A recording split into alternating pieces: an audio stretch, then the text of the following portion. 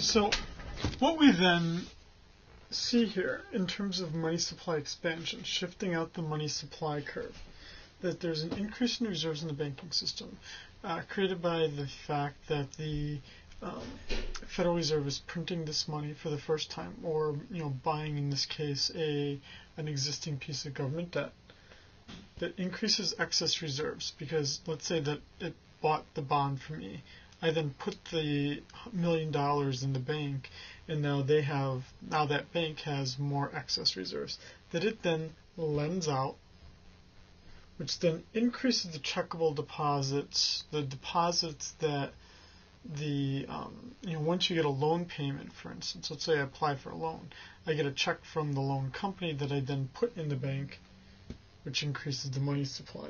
You see the exact opposite things happening here. Whereas we'd use money supply expansion if we had a recessionary gap.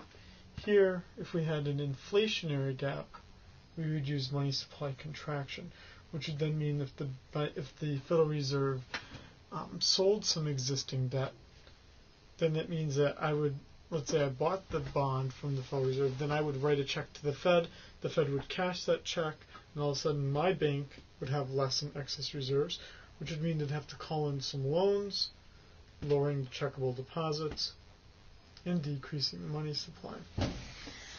Now, the final thing I want to cover here is I want to look at a little bit about the accounting of this. How does this look in terms of debits and liabilities?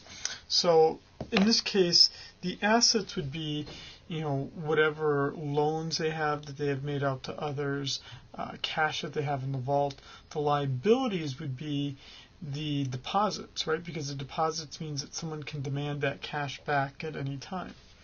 So I'm taking this right from the notes, and hopefully that'll make things easier because you'll have it in front of you as well that you can download.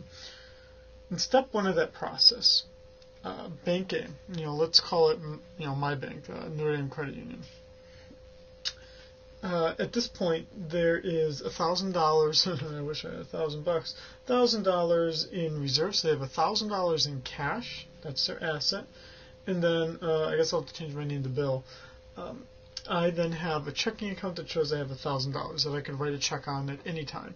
That's a liability to the bank. Okay.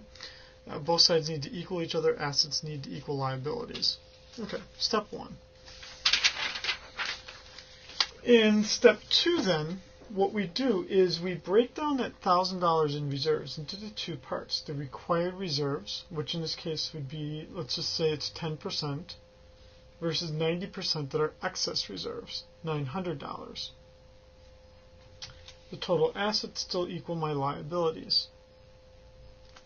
Now, in step 3, then what we do is we make loans, and we make loans exactly in the amount of the excess reserves for $900, which then, my sister Jenny, so my sister Jenny is going to receive that $900 loan. Okay, so now I've got $1,900 in liabilities, right, and $1,900 in assets. My assets and liabilities still equal each other. Now, Jenny writes that check for her $900, which then leads us to the next step.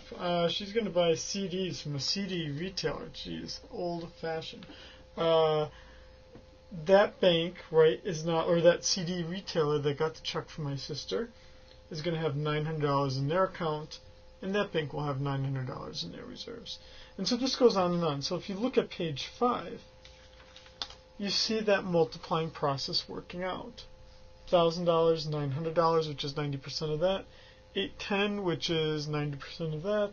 $729, which is 90% of that. And so on and so on and so on, until we get the whole multiplier process. Okay, those are just 2 short videos that basically finish the rest of the material that we needed to cover for the banking system.